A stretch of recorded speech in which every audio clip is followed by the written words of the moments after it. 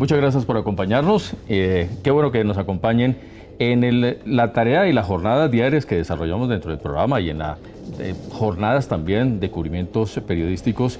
Uno comienza a mirar ciertos escenarios y ciertos personajes y ciertos líderes dentro del escenario de gobierno que cumplen una función a veces silenciosa, pero que tiene un resultado de manera impresionante. Eso lo vamos a compartir con ustedes porque hablar de justicia en el país, muchos serán los críticos que hablarán de la necesidad de hacer cosas con la justicia. Pero cuando se hace un trabajo muy juicioso, se comienzan a ver resultados. Y de esos resultados, vamos a hablar con nuestro invitado de hoy, Jorge Hernán, así de que vamos a hablar de justicia. Claro que sí, hoy nuestro invitado, ministro de Justicia, Wilson Ruiz, nos atiende muy amablemente porque hay muchos temas que le vamos a preguntar, no solo de su cartera, sino de lo que está pasando en el país, con temas que tienen que ver con los expertos en leyes. Y él es, pues, no solamente abogado, sino doctorado en esas ciencias. Estudió en el exterior y ahora está al frente de la cartera de justicia, que tiene, pues, muchas dificultades y muchos retos, pero se han venido solventando a lo largo de los años. Sin embargo, yo creo que la gran pregunta para comenzar, Julio, con nuestro invitado es, y se la hemos hecho aquí a varios precandidatos presidenciales, es la reforma a la justicia, a la cual todos los políticos hablan todo el tiempo, pero nunca se ha hecho. Y hay una rama judicial que tiene unas oportunidades de mejora muchísimas en ciertas cortes y, bueno, desde los juzgados. Hay una cantidad de cosas que se tienen que hacer y un poco con la pandemia se ha venido digitalizando algunas reuniones, se han hecho virtuales, inclusive hay expertos que dicen que debería permanecer el tema virtual para algunas audiencias porque han visto que sale mejor que las presenciales. Así que ese tema de la reforma de la justicia pues es clave y creo que cualquier gobierno que llegue en el siguiente año 2022 va a tener que enfrentar ese drama, que arrancando ese nuevo periodo presidencial va a tener que buscar la manera de actualizar la justicia, una reforma y sobre todo el tema presupuestal también, porque tiene pocos recursos. Pero vamos a tener buenas informaciones sobre esa reforma de la justicia porque es un hombre muy arriesgado en el sentido de decir que se siente muy orgulloso de lo que se ha hecho en esa materia. Ministro, gracias por acompañarnos y bienvenido. Nos honramos en esta mesa con tenerlo aquí presente. Saludos especial a ti, Julio, a Jorge y a todos los millones de televidentes que hasta ahora nos ven y nos escuchan. Como es el Valle de Wilson. Bueno, muy bien. Muy bien. Ahora le preguntamos de deporte, a ver si... ministro, vamos a hablar de cárceles, pero ya que Jorge Hernán ha planteado el tema, porque conversábamos antes de iniciar el programa sobre la reforma a la justicia, cómo usted lo ha venido avanzando, lo ha venido generando y lo ha venido ampliando en una cosa que durante muchos años se demoró y al fin en algún momento usted se ocupó del tema. Julio y Jorge, sí, miren, una vez me posicioné como ministro de Justicia. El señor presidente de la República, una de las misiones que me puso fue esa. No fue fácil, fue más de 25 años, más de 18 intentos hasta que finalmente la logramos aprobar. Lo que les quiero decir es que esta reforma a la justicia lo que va a beneficiar es al ciudadano de a pie, por varios aspectos. Hablemos, por ejemplo, de congestión judicial que hay. Actualmente un proceso puede tardar 30 o 40 años. Una locura. Una locura. No puede ser. Pero la gran noticia es que yo quisiera dejar un legado al país y es que me recuerden como el ministro de la Justicia Digital, el ministro de la Virtualidad. ¿Por qué les digo esto? Porque hace unos meses en Barranquilla, a través del BID, se aprobó el préstamo por $500 millones y ya los primeros $100 millones ya los están girando para poder que arranque la primera fase o etapa. Le pregunto ahora que eran 3 fases, ¿no? 3 fases, las otras 2 quedarían. Para hacer sí, es una plataforma de 7 años que la queremos montar en toda la rama judicial del país. ¿Esto qué significa? Que de que tú radiques tu demanda, le vas a hacer un seguimiento en línea. Desde tu casa, solamente con tener internet. Saben en qué estado está el proceso, si hubo fallo, no lo hubo. Todo va a ser así, todo digitalmente. Es decir, nos olvidamos de toda esta cantidad de papeles, Julio y Jorge. Eso es lo que nosotros vamos a hacer.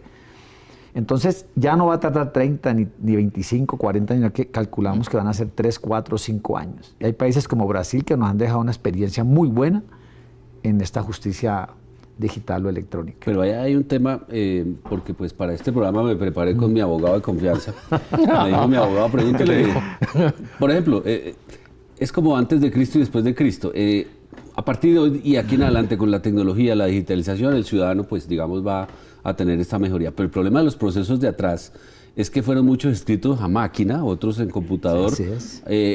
Y lo que en ese momento se pensó que era digitalización era simplemente escanear los procesos y volverlos PDF, pero esos archivos no tienen nada de datos, realmente son fotos cómo volver esas fotos texto o manipulables o editables, porque al final subir y subir fotos pues realmente no agiliza mucho. Es para como volverse loco y decir, no, tal vez la demanda, volverla a escribir de ceros. ¿Cómo solucionar ese galimatías? Porque no es fácil. Sí, No, es fácil. fíjate, Jorge, que precisamente yo estuve en España también hace poco y estoy mirando la experiencia que hay en España frente a la justicia digital. Y efectivamente, eso es un sistema, una plataforma que ellos utilizan que es de avanzada, en el cual lo que se pretende es que en 7 años en Colombia tengamos toda la plataforma digital para que la justicia funcione en forma. Hay una corte que está muy avanzada, es el Consejo de Estado. Funcionan con una plataforma digital y aspiramos que una vez entre en vigor esta justicia digital, también el Consejo de Estado entre acá. ¿Por qué? Porque la rama judicial es una sola. Una sola. Cuando hablamos de interoperabilidad, nosotros tenemos, como las superintendencias algunas, que tienen funciones jurisdiccionales. Entonces vamos a enlazarlas allí. Pero esa preocupación que tú tienes es válida. Pero repito, allí no va a haber ningún problema porque todo se va a digitalizar y no es sino que tú mires en el sistema y ahí te va a aparecer el anexo, la sentencia, todos los antecedentes, que eso no va a haber ningún problema con eso. Pero quería decirles algo, si me lo permiten, y es que esta reforma a la justicia tiene varias cosas. Yo me preocupé mucho por la paridad de género. Es decir, yo me atrevería a decir que en 8 años vamos a tener mitad mujeres y mitad hombres en las cortes de nuestro país. Lo otro muy importante es que se le aprobó a la rama judicial el 3%, Julio y Jorge, del presupuesto general. Es decir, tenían 1.7 y quedó en 3. ¿Esto qué significa? Que vamos a crear más jueces, tanto de planta como itinerantes. Es decir, que vayan a la región y vuelvan nuevamente. ¿Para todos los despachos Para judiciales? todos, sí. ¿Qué es lo más importante de esto? Que la OCDE dice que Colombia debería tener mínimo 65 jueces por cada 100.000 habitantes. Apenas tenemos 11, o sea que estamos un poco colgados. Esta reforma tiene muchas cosas como la carrera judicial, tiene muchas cosas que realmente yo aspiro que nos va a servir mucho como país en los próximos años. La capacitación, porque la calidad también de esa justicia prima también ahí, ministro. En eso ustedes que están atendiendo. Sí, por supuesto, cuando tú hablas de capacitación, la reforma a la justicia tiene carrera judicial. ¿Qué significa? Que la gente que entra por méritos es la que le va a respetar ese acceso, ese concurso, para que no cometan con ellos ningún atropello. Eso me parece muy formidable, la carrera judicial que está implementando dentro de la misma reforma de la justicia. Eso termina alguna Claro, vez por y sobre todo que los de la ciudadanos, justicia. por ejemplo, los que usan el mecanismo de tutela, que es como lo más común y popular Sí. para temas de salud y etcétera, siente uno que los ciudadanos como que ponen la tutela, pero dependiendo de cada juez hay diferentes criterios. Un poco como si hubiera zonas grises de las leyes o de las normas, y habría que buscar que se unifiquen criterios, que todos los jueces tengan más o menos la misma idea, porque pues vimos, por ejemplo, en el caso de centros poblados, que un juez en la costa le dio por tutelar el proceso de caducidad del contrato, y todos los demás jueces del país dijeron, no, pero el señor está viendo lo que no es. Esa disparidad de criterios pasa también por magistrados, por auxiliares. ¿Cómo lograr que haya una unidad de criterio, por lo menos lo más importante? Sí, mira, Jorge, esa pregunta que tú haces es muy interesante. Aquí todos los jueces de Colombia, de luego, son jueces constitucionales y deberían, muchos de ellos, estructurarse y prepararse más. Porque es que lo que tú acabas de mencionar de centros poblados, ahí fue cuando yo salí públicamente. Sí, me acuerdo. Claro, yo salí públicamente a decir que eso era una vergüenza que un juez entrara pues a meterse en un asunto que eso ya no tenía ninguna competencia de nada. Entonces el juez, por fortuna, echó esa medida cautelar para atrás. Ahora, es cierto, tenemos la doble instancia ante el tribunal cuando la dicta un juez, pero como es de obligatorio cumplimiento, o sea, apenas la dicta el juez, hay que cumplirla, entonces ocasiona un daño a veces en forma desproporcionada. Tiempos complicados, ¿no? Entonces, digamos que nosotros estamos trabajando precisamente en eso. A ver, la tutela a mí me gusta, yo me formé con la Constitución del 86 y con el 91. Yo soy un defensor a ultranza de ella, pero también hay que hacerle algunas correcciones y me parece a mí que no puede entrar cualquier juez de la República, entrar a suspender una política pública, ejemplo de orden nacional, o suspender un fallo de una alta corte. O sea, tenemos que ponerle ciertos límites a ella necesariamente. En el caso, por ejemplo, Julio, ¿se acuerda la famosa tutela que buscaba que una acción popular o una votación de cierto municipio suspendiera todo el tema extractivo de una petrolera, que finalmente el juez, y creo que la Corte se lo avaló, dijo no, prevalece el bien de todos sobre el bien de una comunidad pequeña? O sea, ahí hay que tener ese tipo como de criterios, reglas básicas que a veces uno dice, no, eso se cae de su peso, pero leyendo los fallos, a veces se enredan un poquito en explicaciones que no están en las normas. Ahora, hay que tener en cuenta algo. Los jueces tienen autonomía, pero no es una autonomía absoluta. Tenemos que tener en cuenta que la autonomía de ellos es limitada, Julio y Jorge. La ley 270 del 96 lo dice claramente, la ley estatutaria, que todavía está vigente mientras no entre la Corte a pronunciarse sobre esta reforma que acabamos como gobierno de expedir. Lo que te quiero decir con esto es que también ellos tienen que respetar la ley y la Constitución. No pueden sacar unas cosas desbordadas porque son auténticas vías de hecho. Y ahí es donde entra, digamos, a operar para poder que no lo hagan porque son objeto de sanción disciplinaria o en materia penal también. Ministro, por esa misma línea entramos en un tema que la gente también a veces se preocupa porque dicen, bueno, se capturan muchos delincuentes o gente, pero ¿eso a dónde los llevan? Y eso en las URIs, y entonces, por un lado, que no hay cárceles, que sí. ¿Cómo ha sido el trabajo que usted viene desarrollando? Porque usted es un hombre muy comprometido con esa labor. Incluso me va a contar la historia seguramente que se ha aparecido en ciertos lugares de carcelarios de sorpresa, porque hay que mirar qué se está haciendo en horas en las que seguramente no están vigilados. ¿Cómo se está trabajando en ese sentido? Julio, llevaba yo como 5 días de ministro y me escribieron de que había un problema en Puente Aranda, allá hay una URI, y problemas con los alimentos. De una, yo de que estaba muy cansado, eran como las 9 de la noche, me fui hasta allá y verifiqué la cena que les habían dado y estaba putrefacta. Yo inmediatamente dije, hombre, esa gente que está en situación de vulnerabilidad, y puse el grito en el cielo. A los días convoqué a todos los contratistas del país de alimentos y les dije, esto no es negocio para ustedes, debemos que ustedes se retiren de eso. Los alimentos tienen que mejorarlos y hoy en día yo diría que 70 o 80% se ha mejorado toda la parte de la alimentación en nuestro país. Lo que tú preguntas es una cifra histórica que hacía 40 años que no la lográbamos bajar. Nosotros manejamos cifras del 54,5% de hacinamiento en el país. Entonces logramos bajarla al 16,7%. Eso nunca se había visto hace 40 años. La gran pregunta que ustedes hacen, ¿cómo lo lograron? Sí. Muy sencillo. Yo te contaba ahora que yo arranqué como citador de un juzgado penal, llegué a ser auxiliar de magistrado y posteriormente fui magistrado y presidente de la rama judicial de este país. Yo conozco más o menos la rama judicial. Entonces, nosotros aprovechamos esta situación para dialogar con los jueces sin meternos autonomía, con los jueces de ejecución de penas. Y están aplicando todos los subrogados, Julio y Jorge, en materia penal. Por eso se ha logrado liberar la gente que tiene derecho. Lo otro, lo más importante que nosotros estamos manejando, es que lo estamos poniendo a trabajar y a estudiar. Perfecto. En estos momenticos les tengo una gran noticia que no les hemos dado a ningún lado. El 64% de los 98.040 internos que tenemos en los centros de reclusión del orden nacional están trabajando y estudiando. 64%, más o menos 63.000 personas. Y decirles también que llegamos a manejar reincidencia hasta el 30%, le hemos logrado bajar al 21,3%. Porque imaginen ustedes que el 70% de los internos en Colombia no saben leer ni escribir. Entonces, cuando ellos ya empiezan a estudiar, a trabajar, tienen varias ventajas. Primero, los beneficios penales. Hay reducción inmediata. Exactamente. Segundo, que les van a, por supuesto, a pagar a sus familias un dinero por su trabajo. Entonces ya ellos van a estar tranquilos porque están dándole de comer a su familia. Y el tercer punto muy importante. Ya yo no hablo de resocialización, Jorge ni Julio. Yo hablo ahora de repersonalización. Porque todos pertenecemos a la sociedad. Ese término creo yo que está mal dicho. Resocializar a la gente. Hay que repersonalizarlos. Y el tercer punto más importante, que la gente encuentra una opción distinta, que es trabajar y estudiar. Entonces ya salen con una mentalidad diferente de que trabajar y estudiar. Y tiene mejores posibilidades de encontrar alguna labor fuera de hoy. Claro, mira, en este momentico nosotros creamos la primera tienda turística en Calarcá, Quindío, en Latinoamérica, Jorge. Es modelo. ¿Cómo lo logramos? Con ayuda de Naciones Unidas. Entonces nos ayudaron a crear y imaginen ustedes una tienda turística, debe estar vendiendo 20, 25 millones de pesos mensuales en ese parador turístico. ¿Quién los atiende? Los mismos internos que están a puertas de cumplir su pena. ¿Hacen turnos? Claro, hacen turnos.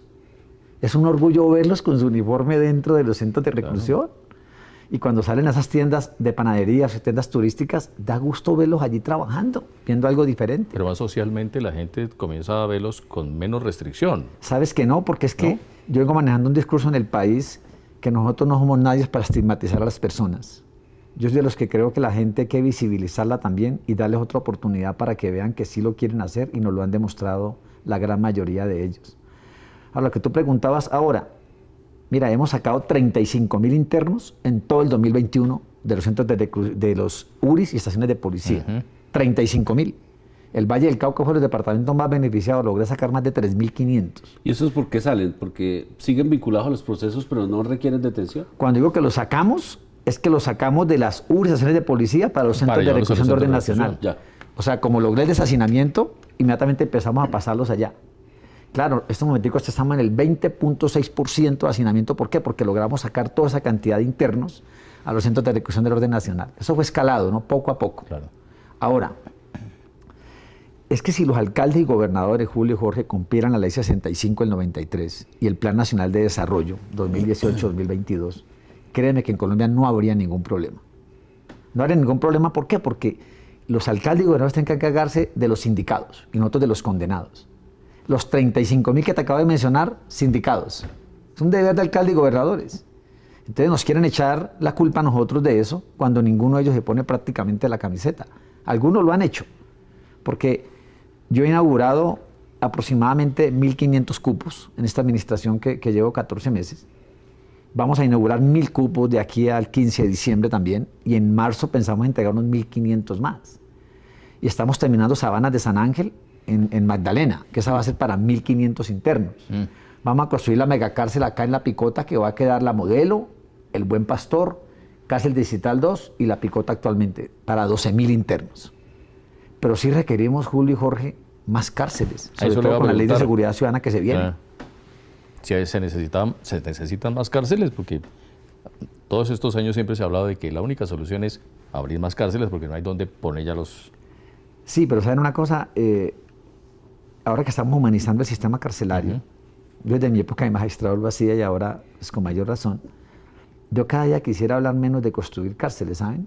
Y yo creo que si nosotros seguimos trabajando con la repersonalización de las personas, yo creo que cada día vamos a necesitar menos cárceles en el país, pero no podemos negarlo, hay una oleada delincuencial y necesitamos sacar este proyecto de ley que está en curso, que todos ustedes conocen, y sí necesitamos desde luego estos momenticos más cupos carcelarios, mientras la gente la vamos redactando al nuevo sistema. Es todo un proceso. Sí, de acuerdo. Correcto. El siguiente gobierno nombrará a otro ministro o ministra de Justicia y usted tendrá que hacer un empalme. ¿Cuáles son los 2 o 3 temas importantes de esa reforma que ellos van a tener que ejecutar? Yo considero que el nuevo o la nueva ministra que llegue, desde luego, vamos a hacer un empalme con ellos. Y desde luego hay cosas que no se pueden dejar de lado porque es que este ministerio tiene muchas políticas, Jorge y Julio, son demasiadas. Nada menos que la política de drogas. Manejamos la política de extradiciones, esta reforma a la justicia. Yo creo que con esos 3 temas, lo que son drogas, reforma a la justicia y extradiciones, yo pensaría que con eso... ¿Cuántas extradiciones ha autorizado? Imagínese, Julio y Jorge, que este señor presidente Iván Duque es el presidente que más extradiciones ha sacado, 814.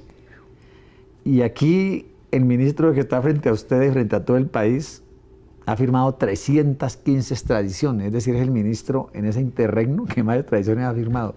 En los 14 meses, 300. Y el 80%... Como una diaria, más o menos. Sí, son por delitos de narcotráfico. Okay. Sí, claro. Ahora, yo lo reconozco, Julio y Jorge, el hecho de yo haber pertenecido a una corte de nuestro país, que los magistrados me conocen, eso nos ha ayudado muchísimo. Es decir, acuérdense que para poder extraditarlo necesitamos el concepto de la Corte Suprema y ella actuó de una forma contundente y diligente con nosotros. Es una cosa que yo se lo agradezco a la Corte Suprema, la agilidad en que ha actuado. Ahora, ¿sirve la extradición? Porque venimos, digamos, en las décadas anteriores, cuando estaba Pablo Escobar y esto, que ellos le huían a la extradición, después los Rodríguez Orejuela se fueron, pero ya la gente que está en esa industria, que son muchísimos y todos invisibles, no grandes carteles, no sé si la extradición esté dando resultados como lo plantean los 2 estados, gobierno de Estados Unidos y de Colombia. ¿Entregan información, dan rutas o, bueno, qué pasa cuando llegan allá? Porque uno siente que a veces los resultados son insuficientes porque la droga sigue y sigue creciendo. Sí, mira, ya que tú hablas de eso, en Colombia nosotros trabajamos mucho con la erradicación manual y con la erradicación terrestre. Desde luego no se ha probado nuevamente lo que es la aspersión aérea. Pero lo que sí les quiero decir es que cuando uno habla de erradicación manual, son muchas las vidas que nosotros perdemos allí por minas quiebrapatas, esos francotiradores asesinándolos, los animales, los perros que, mueren allí cuando están actuando para detectar todo ese tipo de drogas, eso es lo que nos está cobrando. Entonces yo soy un convencido de que la aspersión debe ser un método más adelante para poderlo poner en Colombia. Pero cuando tú preguntabas eso, es cierto, ha aumentado desde luego en un tiempo considerable lo que es las plantaciones de hoja de coca. La producción, digamos. Sí, digámoslo. Pero desde luego este gobierno también la ha logrado disminuir. Aquí llegan a manejar hasta 173.000 hectáreas, logramos bajarlas a 153.000. Y la lucha continúa, Julio. Mira, yo hace poco estuve, porque lo que tú decías, es que a mí me encanta meterme a las casas, Sí, a mí claro, me encanta yo sé. meterme a las partes porque la gente habla de plantaciones de coca. Y me fui hasta Tumaco, y me fui hasta Roberto Payán, en ese municipio, pobre, como 45 minutos en helicóptero. Yo la verdad quedé traumatizado de ver cómo cogen la tierra por la minería ilegal y cómo la destruyen para sembrar hojas de coca y sacar esa coca que es un daño para la humanidad, para niños, adolescentes, nuestra juventud. Todos los daños ambientales que ocasiona. Por eso nosotros sacamos hasta la ley contra el delito ambiental, ¿no? Que ya De salió. eso lo haremos ahora. Correcto. Pero uno piensa, ministro, seguramente le han hecho la misma pregunta muchas veces, pero falta más apoyo en ese tema a nivel internacional, porque Colombia ha hecho una lucha, este gobierno lo ha hecho. Casi pero a que veces solos, ¿no? Solos, porque a veces los países que la consumen, ¿dónde están? ¿Y dónde han capturado personajes importantes en esos países que digan, estos son los que manejan ese tráfico de droga? Entonces Colombia se siente como, hace el esfuerzo, pero ¿y? Mira, Julio, mi relación con los Estados Unidos ha sido excelente. Okay. Inclusive yo hace unos días estuve en Estados Unidos y me reuní con el fiscal general, con la vicefiscal de Estados Unidos. Es gente que la verdad yo les tengo mucho aprecio y nos respetan mucho como país la autonomía.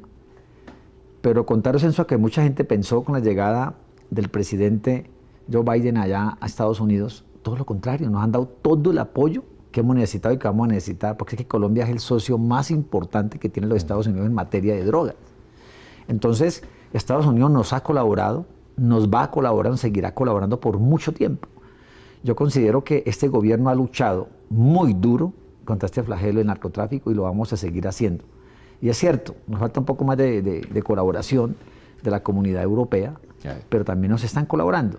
Y uno tampoco puede ser, digamos, desagradecido, nos están colaborando, pero seguiremos luchando, Julio y Jorge, de frente con esto. Hay una cadena o un canal, digamos, colega de nosotros, internacional, que visibilizó el tema de las mulas, ¿no? Con una serie de televisión en El Dorado y en otras ciudades del continente como Sao Paulo y Lima, donde mostraban cómo era la lógica de los narcos, cómo convencían a la gente y las llevaban a ese drama.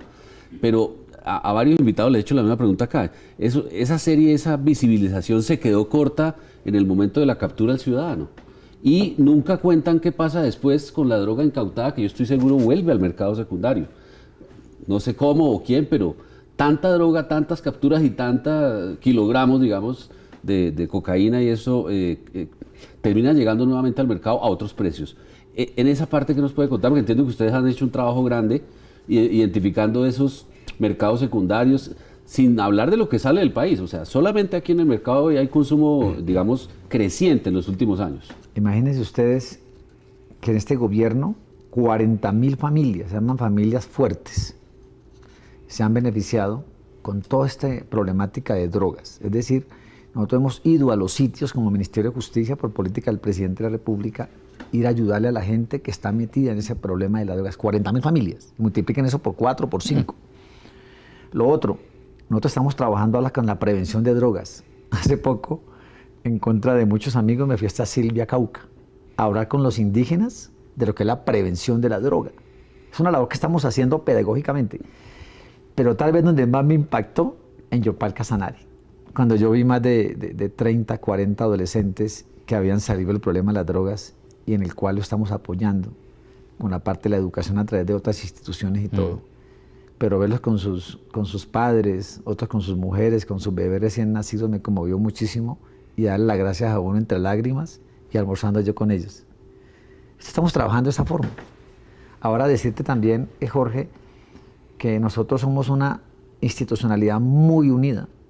Nosotros trabajamos de la mano con la Dirección de la Policía Antinarcóticos, en cabeza del señor Brigadier General Alarcón. Anteriormente estaba Bustamante, ahora quedó Alarcón. y nosotros siempre trabajamos de la mano con ellos. Todo lo que se decomisa, desde luego, por la política en materia penal, es destruida.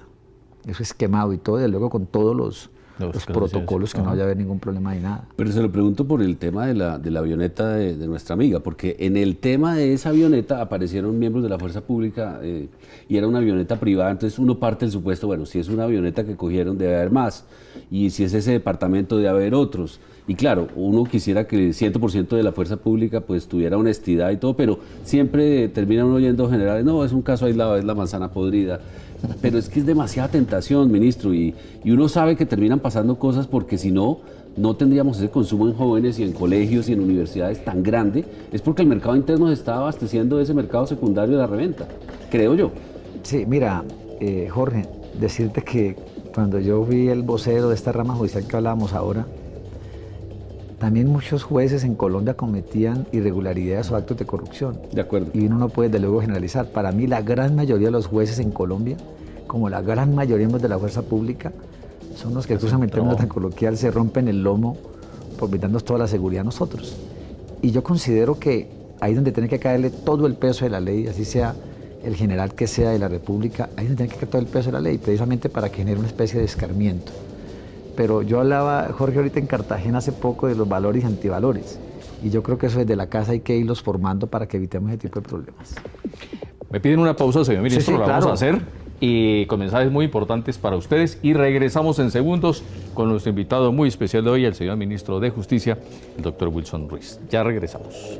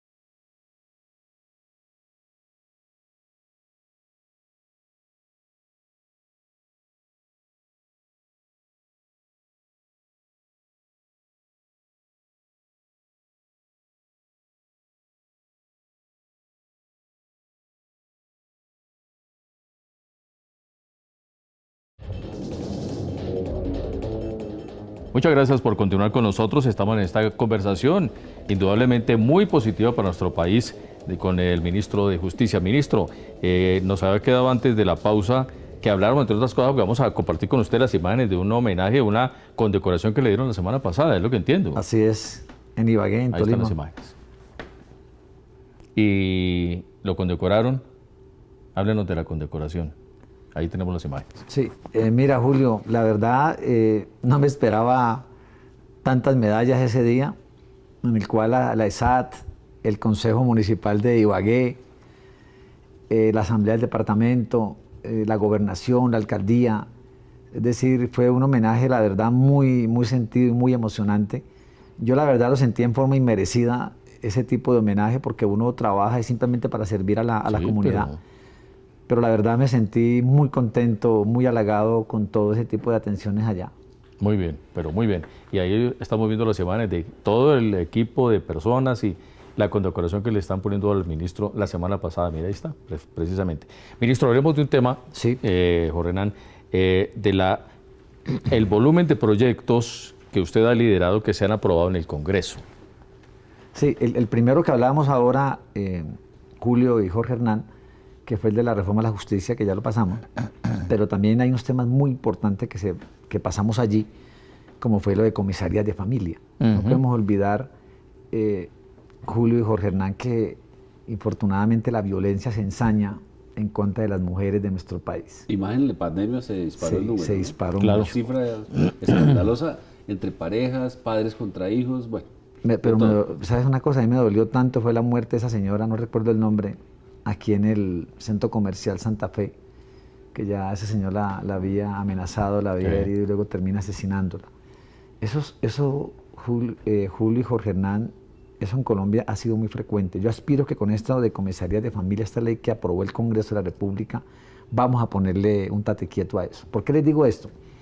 Porque el Ministerio de Justicia va a ser el rector de ellas, el que va a estar, como se dice, vigilante de todo lo que ellos hagan. Eso ya no va a haber disculpa porque va a funcionar 24/7, Jorge y Julio. A la hora que vayan, el día que vayan, tiene que haber una comisaría siempre. ¿Por qué? Porque creamos la proestampilla también para generarle recursos. Lo más importante, el dispositivo que se va a colocar para que haya una especie de alejamiento por parte del agresor, el cual está conectado con la autoridad, que inmediatamente les avisen y puedan actuar para que no vayan a agredirla ni a herirla, ni mucho menos. O sea, es como otro brazalete. Sí. Más o menos. Sí, es algo parecido, pero es la única forma de evitar que haya más y más problemas de estos. Y está conectada la comisaría con la Fiscalía General de la Nación. Perfecto. Automáticamente. Estoy seguro que hay muchos televidentes que están oyendo los Sí. ministros y quieren saber qué puntos de contacto ya, porque tendrán algún problema que quieren resolver de esa manera. Sí, en estos momentos, desde luego, nosotros funcionamos a través del país, que son casas de justicia. Sí. Ahí me parece que tener 114 casas de justicia en el país son muy pocas frente a más de 1.100 municipios que tenemos. La lucha continúa, Jorge y Julio, y decirte que esta casa de justicia actualmente es la que tiene las comisarías de familia. Okay. Es decir, si un agresor lo hace contra una mujer, automáticamente hace para la casa de justicia, completamente gratuito, es la gratuidad de la justicia. ¿Qué funciona una casa de justicia? Funciona la Fiscalía, la Procuraduría, la Policía, la Comisaría de Familia, la Personería. Son una cantidad de entes que están organizados allí, en el cual siempre van a prestar una atención pronta y oportuna mientras implementamos. Es que esta ley acaba de salir hace 3, 4 meses. Mientras la terminamos de implementar en una forma adecuada. Y hay protección a menores también. Claro, por supuesto que sí. Y Julio, Jorge, cuando yo voy a los municipios, porque es que estas casas de justicia no las podemos colocar nosotros, con todo respeto, en clases élites ni estratos altos. La idea es colocarlas como están en Colombia en las partes más vulnerables. Ejemplo, como la de Cali Valle. Una funciona en el sector de Distrito Agua Blanca, otra en Siloé y otra en Alfonso López, barrios completamente pobres, en el cual la gente tiene que ir allá. Y yo los he atendido a muchos de ellos cuando voy a casas de justicia. ¿Y qué le dicen? Y no, pues ellos les da risa, y les da como pena con uno. Y yo le digo, hombre, confiéseme las cosas, pues yo podría ayudar, les da risa. Y empezamos a dialogar y a hablar. Pero mira, yo tuve un momento muy difícil que los quiero confesar aquí, que me dio mucha depresión, cuando ahí me quemaron el Palacio de Justicia de Tuluá, Valle del Cauca. Sí, sí, en las protestas, ¿no? Sí, y cuando atentaron contra el de Facatativá, que también alcanzaron a quemarlo un poco, la URI de Popayán. Pero lo que más me dolió, que me quemaron 6 casas de justicia, que es donde yo digo, por Dios, ¿cómo atentan con esta casa de justicia, que es donde atienden a la gente más pobre en nuestro país? O sea, ¿cuál es el sentido de eso? Lo de Tuluá sí era claramente porque ahí seguramente había procesos Claro, de ciertos tienes toda la narcos, razón. ¿no? Tocaba Eso es eliminar. Qué direccionado. coincidencia, arrancaron quemando donde sí, estaban no, los pero- juzgados penales del circuito.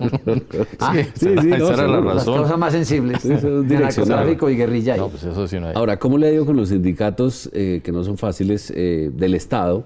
En especial en la rama judicial hay una gente que lleva ahí muchísimos años, bueno, con sus luchas laborales, sociales, y entiendo que en los últimos años también han intentado, bueno, negociaciones con el ministro de turno, eso es como desde el día uno, ¿no? Julio, mira, será por mi origen y todo. Yo estoy acostumbrado Se debe estar acordando de varias a lidiar historias. con ellos. Sí, sí, pero arrancan el día uno, eso no se esperan al día dos. Sí, y te pongo un ejemplo, el sindicato del IMPEC tiene 84 sindicatos. Ah, los 84, es decir, porque no son 84 Y a mí todos hasta quieren me ser gusta cabeza. porque hasta los sindicalistas me quieren. Ellos, y tómese una foto conmigo, ministro, porque mira, nosotros hemos acordado con ellos los puntos que más les interesa. Es que yo te pregunto, uno siempre tiene que buscar, un punto de diálogo y un punto de encuentro. Sí. Tú no tienes por qué entregarles todo, pero sí por lo menos que haya cordialidad y que haya un acuerdo de voluntad, lo que uno siempre busca. Yo tengo estos días en el sindicato del Ministerio de Justicia tomaban fotos conmigo y yo digo, Es porque viene Navidad. Ah, bueno, seguramente. es posible Es la que época se de venga los la aumentos. Navidad. Voy a decir una cosa que me va a mirar con cierta recelo, pero que la guarde porque cuando sea candidato presidencial o sea presidente van a decir, esta me la tomé hace unos años cuando era ministro de Justicia. ¿O no, ministro? Uy, no me diga eso, papi. Después me responde. Ministro, estábamos en los proyectos de ley, en las leyes que se lograron claro. aprobar. ¿Alguna tiene que ver con deporte? Con sustancias a deportistas. Claro, muy buena que me estás preguntando porque estaba el doctor Lucena, un gran ministro en nuestro país, en el momento ministro del deporte, y eso es quieto como ministro de justicia, y en conjunto logramos darle impulso a esto y de verdad que faltaba en Colombia lo del dopaje, es decir, entrarlos en cintura para evitar tanta y tanta irregularidad. Hay mucho pichigato. Eso sí. Claro. No, pero así es que dice. Bueno, sí, a ver. Había demasiado y en le todos los metimos deportes, ¿no? regulamiento. Sí, claro. Sí, Pero mira, Mismo. tal vez una ley que me quieres dejar por fuera, que hay que mencionarla, es esta ley del medio ambiente, la ley penalizada contra los recursos naturales. Es decir, aquí la trabajamos con Carlos Correa, nuestro ministro del Medio Ambiente.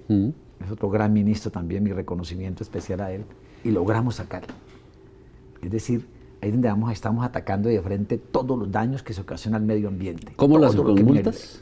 Sí, claro, también estamos penalizando, con penas y todo. Entonces decirles que eso es la labor que estamos haciendo, porque nosotros hemos Hacía falta. convencidos con Carlos Correa, el ministro del Medio Ambiente, que es la única forma nosotros de controlar tanto daño que hay en daño ambiente, minería ilegal, en toda cantidad de pesca que hay ilegal, y ya empezó la ley a surtir efecto la ley. Además, porque, ministro, en todos los acuerdos económicos en el mundo, la primera condición que le ponen, ¿y ustedes qué están haciendo para defender el medio ambiente? Entonces, si no hay una ley o no hay unas líneas, Sí, unas normas básicas. eso es una política de Estado, indudablemente. Ahí ha favorecido mucho ese trabajo. Correcto, y va muy bien. Nuestro ministro allí trabajando de la mano con el gobierno nacional, vamos por muy buen camino. Muy bien. Bueno, ministro, otro tema importante, detalle que usted ya lo mencionó por encima del tema de las cárceles, pero cualquiera que haya visto pues, los noticieros de nuestro país por los últimos 30 años, siempre está el tema de que hay unos manejos bastante extraños en algunas cárceles, no duran mucho los directores de IMPEC, parece ser un cargo que nadie quiere, y la verdad es que, como usted dice, no solo los sindicatos, el hacinamiento y los delitos que se cometen dentro de las cárceles hacen que sea un ecosistema pues muy complicado. ¿Qué, digamos, balance deja usted de haber observado eso y me imagino que hizo algunos cambios? A ver, eso, mi apreciado Jorge Hernán, hay que actuar, digamos, está bien la humanización, tratarlos bien, darle buena alimentación, darle buenos centros de reclusión. Yo sueño con que todos nuestros 132 establecimientos del país fueran proyectos ACA, es decir, que tuvieran toda la aprobación por parte de los Estados Unidos, libre de hacinamiento, muy buena comida. Una vez un interno ahí en el Espinal, le dije, ¿tú de dónde eres? Me dijo, de Montería. ¿Por qué? Le dije, ¿no te gustaría de pronto que te trasladara para allá? Me dijo, no, esta cárcel es de las mejores del país, aquí hay buen trato, buena comida, buena dormida, déjenme aquí quietico, por favor. Se me fue escabullendo y se fue. Porque son cárceles de lujo. Claro. Claro, aquí tenemos muchas en Colombia. La de Valledupar. La de Valledupar, la de Jamundí también. Tenemos También, muy sí. buenos centros de reclusión aquí en nuestro país que tienen una situación adecuada. Pero volviendo a tu pregunta, Jorge Hernán, lo que tú acabas de mencionar es cierto. Por fortuna yo al general Mariano Botero Coy, fue mi compañero del CECET. Es una persona que yo conozco desde el año 2016 y es un hombre entregado a la institución. Esto yo no lo hubiera logrado sin el acompañamiento de un coequipero como él. Él se mete conmigo a las cárceles, constantemente hablamos. Uno antes de acostarse dice, por Dios, que los más de 100.000 internos que tenemos no les va a pasar nada a ninguno. Nosotros vivimos constantemente pendiente de eso, porque es normal en las cárceles lo que se está presentando. Ahora, hace poco, ustedes se dieron cuenta, simultáneamente intervenimos 45 centros de reclusión de orden nacional en el país. Julio, yo apenas echaba humo a esa hora de la madrugada. Mi mujer me... imagino, le creo. Es como cuando entró Peñalosa al Bronx, ¿no? Claro. Un operativo sorpresa. Sí, muchas personas que andaban conmigo en ese momento en el carro, usted está como loco, ¿qué hace hasta ahora por allá? Me decían los escoltas, todo el mundo. Ya tenemos una misión clara, cómo no se puede filtrar la información ni nada. Oiga, lo que decomisamos, Julio y Jorge, casi 1.000 celulares. Pero tal vez lo que más me impactó a mí es en un cuaderno ver la cantidad de listado de personas con números de teléfono que ya las habían llamado. Me llamó la atención porque decía Las ahí, víctimas. decía ahí, Extorsionarlos. para no romper la cadena de custodia, ¿no? Habían unos valores y le colocaban un chulito, como que dice... Ella pagó, ese man ya dejó la vacuna. Todo Ya eso está desde luego listo. lo Uy, qué pusimos horror. en manos de la El siguiente, fiscalía. Eso me claro. impactó. En una celda, Julio, yo conté 17 celulares aquí en La Picota. 17 celulares de una celda, cómo los sacaban con unos ganchitos y todo. Y no son 10.000 pesos, ¿no? Y perdóname, pero esos celulares de nosotros creo que son de baja categoría en comparación Sí, con los sí. iPhone que yo vi allí. Es una cosa que uno queda impactado. ¿Cómo, Perdón, y los operativos van a seguir. claro, y cómo superaban ellos los controles de los inhibidores de señal de celulares y todo? Sí, es un trabajo que estamos articulando ya con el general Mariano Botero. Porque es que, mira, le explico rápidamente. Cuando tú construyes un centro de reclusión de orden nacional, tú lo construyes en las afueras de las ciudades. Sí. Y en ese momentico tú no ves casas aledañas. Cuando a los 2 o 3 años tú ves una cantidad de casas, claro, No, los mismos pues, claro. alcaldes y gobernadores les apagan el POT y empieza todo el mundo allí. Ahí es donde nos dañan toda la señal de Y celular. después los critican que cómo construyen la cárcel en centro del barrio. Sí, ya Por está. eso, Cuando pero es mira, al contrario. mira, y vuelvo a la pregunta que hacía ahorita Jorge Hernán. Presentan tutela a la gente Claro. que ya no tiene señal ni nada y con eso se benefician los mismos Claro. delincuentes. Entonces estamos trabajando con el general Botero. Hace los próximos días se hará una licitación pública para finalmente lograrlo y poder nosotros aislar todas estas telecomunicaciones que es lo que más nos afecta. Hay un evento que viene en estos días, no se lo puedo dejar de preguntar porque creo que va a contar con la presencia Sí. del rey de España, el Law Congress. Sí, Julio, te agradezco mucho la pregunta, hijo Hernán. Mira, la verdad, muy contento con el presidente de la República, porque yo estuve en España también hace Sí, hace 2 o poco, 3 sí. meses, y cuando el rey nos confirmó desde allá, y ahí me designaron presidente del comité organizador aquí en Colombia, de este Congreso Mundial de Juristas, es una gran noticia para el país. Porque, Julio, infortunadamente aquí la gente quiere dañar nuestro país, quiere destruirlo. Con las marchas que ojalá fueran pacíficas, pero son marchas que son infiltradas por terroristas. Y ahí es donde a mí me tocó estar en Cali, Julio, 6 semanas, ayudando a todo el Cali y el Valle del Cauca. Lo que te quiero es Congreso Mundial, aspiramos a que vengan más de 2.000 juristas. Ya hoy en día tenemos más de 1.000 ya inscritos y todo, y ya bien. confirmados. Y decirles que van a venir más de 40 presidentes de cortes de todo el mundo. Ya confirmó, por ejemplo, el rey de España, la Sí. señora Menchú, o sea, eso me parece a mí que va a ser un evento magno, que es el 2 y 3 de diciembre.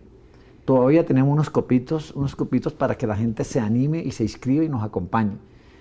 Es una cosa impresionante, es un congreso mundial, repito, que el país se lo merecía para poder seguir saliendo adelante, porque vamos muy bien en la economía, Sí. muy bien en la proyección. Yo creo que el país con este congreso mundial, mucho nos vamos a posicionar como país. Barranquilla, ¿no? En Barranquilla 2 y Barranquilla. 3. Ahora, usted dice ahí una frase que puede ser explosiva, pero pues entiende uno que una persona que sea ministro de Justicia debe tener mucha información que los demás no tenemos.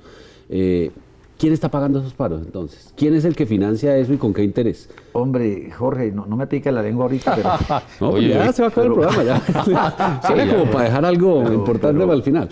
Pero decirles, Jorge, que yo sí aprendí mucho en la ciudad de Cali. Sacrifiqué con todo respeto a mi familia, la decisión del presidente de la República, la acatamos, estuve allá. pero es impresionante. Mira, solamente te quiero decir una cosa. De un solo centro de reclusión saqué 600 personas trasladadas a otras partes del país. Porque es que las marchas pacíficas son bienvenidas. Yo también fui estudiante como ustedes. Yo de la Universidad Libre de Cali. Claro que sí, uno puede marchar pidiendo algo, pero digamos de buena manera, de buena forma. Sin destruir las Pero cosas. sin destruir la ciudad. A mí me dolió tanto, yo vi la ciudad destruida, todavía no la hemos podido recuperar. Y me parece a mí que esa no es la forma de protestar. Y lo de Buenaventura, ¿no? Y lo de Que Buenaventura. venía desde antes. Impresionante. Entonces decirte, Jorge Hernán, que eso desde luego, habían grupos irregulares y gobiernos extranjeros tras eso, sí.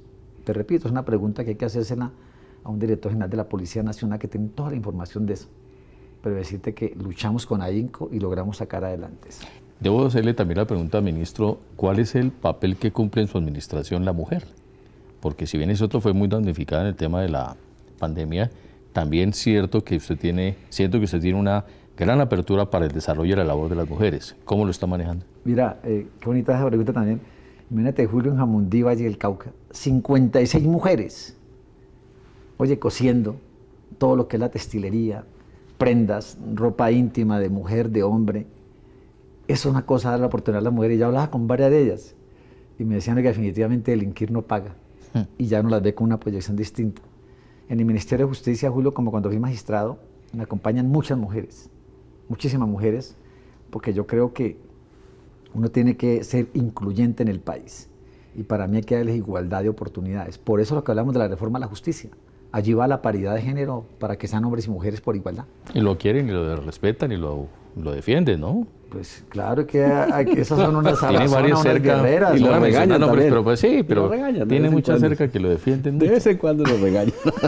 Ministro, antes de que nos vayamos, quedan pocos minutos. Hay dos corrientes de los abogados que pude consultar el día de hoy. Hay como unos que, digamos, para nombrar a alguien conocido, Bernate, el profesor que además fue candidato para ser fiscal, es de la corriente que hay que mantener la virtualidad porque los procesos, las audiencias, todo lo que se digitalizó durante pandemia avanzó muchísimo y hay unas cosas benéficas de la tecnología, pero también hay otra corriente de abogados que dicen, bueno, ya fue suficiente virtualidad, hay que volver a las audiencias presenciales, hay que volver como a la forma de hacer las cosas de antes, y siente uno que en el país hay esas dos visiones.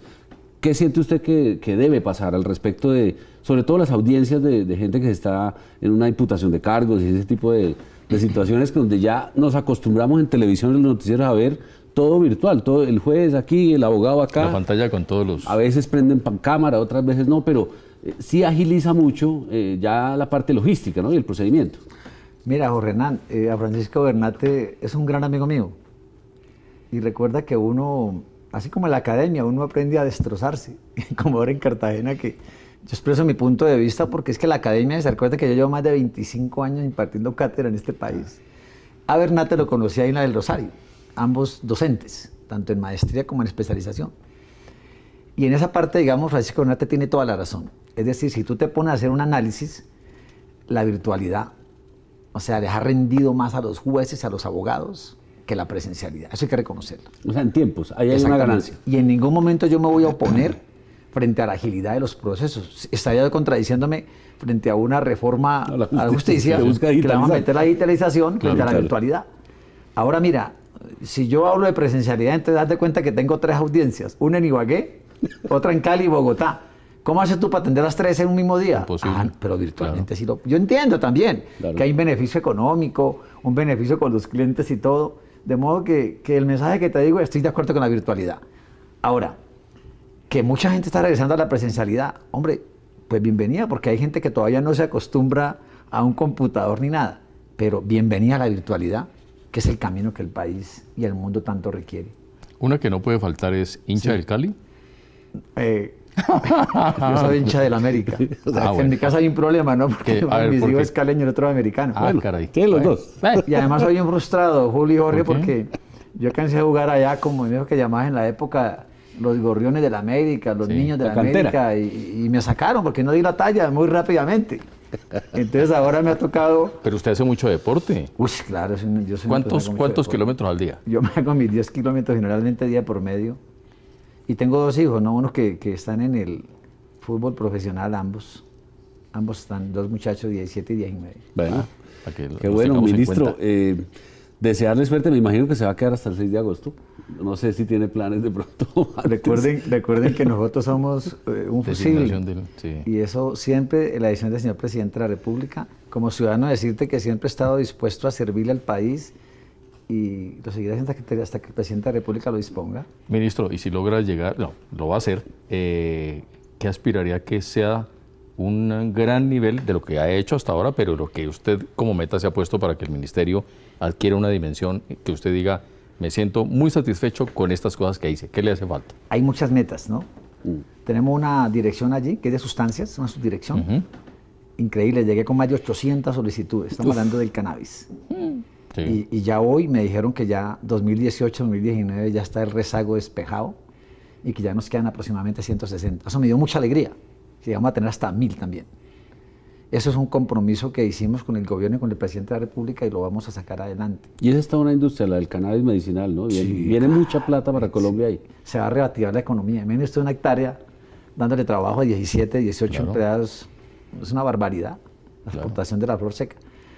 Otro punto que me encantaría mucho, subir, por ejemplo, del 70% de la gente que está trabajando y estudiando, siquiera un 85, un 80%, eso me dejaría muy feliz a mí también. Y bajar la reincidencia, siquiera que quedaran un 15%. Estamos todos trabajando y aprovecho para agradecerle a Arturo Calle, Almacenes Éxito, muchos empresarios, Julio y Jorge, nos han sumado. Uno solo no lo hace, todo esto es un equipo. Y la gente ve que está actuando bien y nos están ayudando.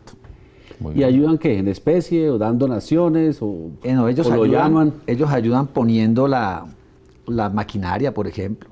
Ayudan poniendo todo lo que es la materia prima. La estructura, sí. Para que haya ese trabajo, ¿no? Exactamente. Entonces el trabajo que ellos hacen en sus fábricas, por ejemplo Arturo Calle, lo que hacen los trabajadores lo hacen dentro de las cárceles. Bien. Es una cosa muy linda, pero vieron las obras de arte. Un asesor mío, Luis Eduardo Varela, todo lo envidio, ¿no? Se trajo un rinoceronte en madera, nada que envidiar, es unos talladores espectacular. Lo que uno ve es una cosa, Julio y Jorge, de admirar. Es que de verdad, hombre, los hemos animado tanto que la gente hoy en día está feliz. A mí no me da temor hablar con ellos porque es gente que quiere trabajar. Es cuando uno se da cuenta que vale la pena, ministro. Claro. Yo la verdad me siento muy contento con lo que he hecho hasta el momento y lo seguiremos haciendo. Bueno, ministro. Ha sido un grato placer tenerlo aquí. Esperemos que en una próxima oportunidad, antes de que se genere toda una serie de situaciones de carácter político que nos abordará en la esencia del programa, pero poderlo tener de nuevo para que hablemos de otras cosas y progresos que seguramente se van a realizar en muy poco tiempo en su administración como ministro. Julio, mil gracias, Jorge Hernández, de verdad, mil gracias por todo, la pasé maravillosamente bien al lado de ustedes, mil gracias a todos. Muy bien. Ahora, antes de que nos vayamos, se me ocurre la siguiente. Viene una etapa de candidatos y precandidatos presidenciales y debates. Si los tuviéramos a todos aquí, ¿usted qué preguntas le haría a los candidatos en la parte de justicia? Hombre, qué interesante sería que realmente respetara esta ley estatutaria, que fue hecha con mucho ahínco, y decirte que en esto también venía colaborando la actual Procuradora General de la Nación. Esto es un equipo, vuelvo y te digo, y decirte que esa es la reforma que yo quisiera que se implementara en el país. Repito, porque la hicimos muy, muy estrechamente con otras personas y todo, y yo quisiera que la aplicaran como tiene que ser y que no la fueran de pronto a sacar otra ley distinta a esta. Sería eso. Esa sería la implementación, entonces. Sí, desde luego. Imagínate, Ministro, muchas gracias ¿cómo de verdad negarnos por la su... justicia digital, Jorge? Eso no tiene sentido, sí, No, echar claro. para atrás no.